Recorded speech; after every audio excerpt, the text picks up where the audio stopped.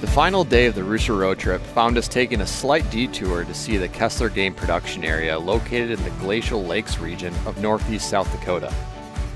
This property was recently acquired and made public through Pheasants Forever's Build a Wildlife Area program in honor of lifetime conservationist and former Pheasants Forever board member Tim Kessler. Now managed by South Dakota Game, Fish and Parks, these permanently protected 440 acres contain native prairie, wetlands, and marginal cropland that will be restored and managed for the benefit of upland wildlife and public access. Although the habitat was not quite ready to hunt, it was inspiring to see what the support of members, donors, corporate partners, and agency partners can accomplish in the name of upland wildlife habitat conservation. And speaking of inspiring, during this past year alone, Pheasants Forever and Quail Forever added more than 6,000 acres of permanently protected and publicly accessible lands, bringing the organization's total acres to date in this category past 218,000. After taking in that sprawling landscape, it was time to find some birds.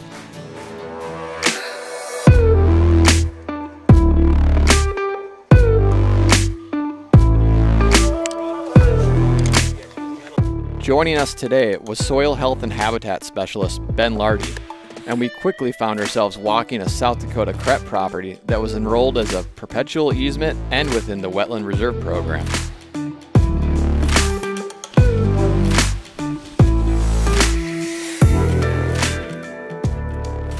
Hypothermia, no depth, but Squishy, squishy. working too hard for habitat.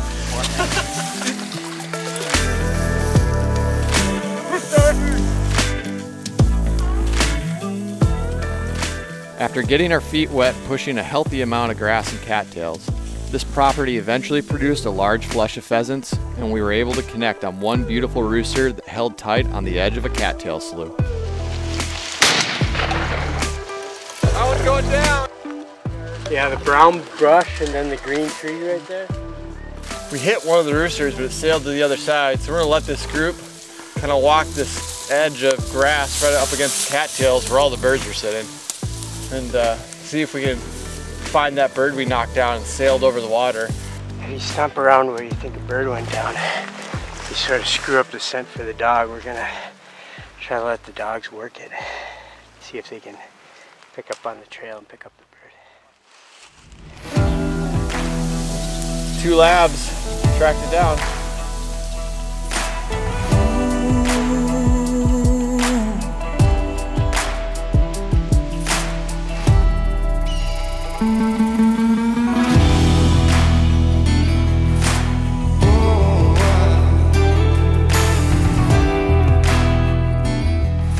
From here, we tried our hand at a local game production area. There's some weedy stuff in there that's pretty birdy. So 2 guns down there, 2 guns on the outside here. See what shakes out. Made up of a mixture of windbreaks, grass, and cattails, we found plenty of edge habitat that produced birds, but unfortunately for us, none of them wanted to play ball.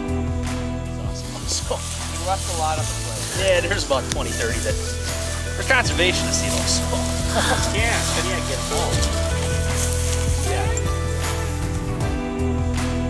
Yeah. We're just gonna walk this hard edge all the way down the water and then follow the water all the way back and hope something good happens. It's good grass, good for birds.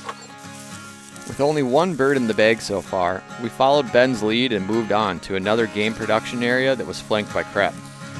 The eye-high grass and wetlands revealed a healthy population of hens, but no longtails showed themselves and no more shots rang out. And with that, another Rooster Road Trip came to a close. Almost fittingly, the last day didn't produce heavy game bags, as that was never the point of this road trip. Sure, we want to find roosters just like everyone else, but looking back, the real magic moment simply came from traveling through the Dakotas and meeting new friends and old acquaintances while exploring public land that's available to all of us.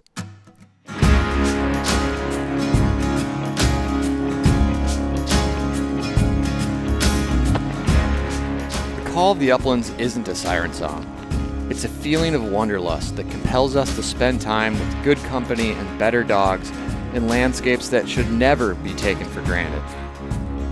So as this year's Rooster Road Trip ends, we hope you see this as just the beginning. It's time for you to pack your bags, load up the truck, and point it towards the uplands. It's time to answer the call.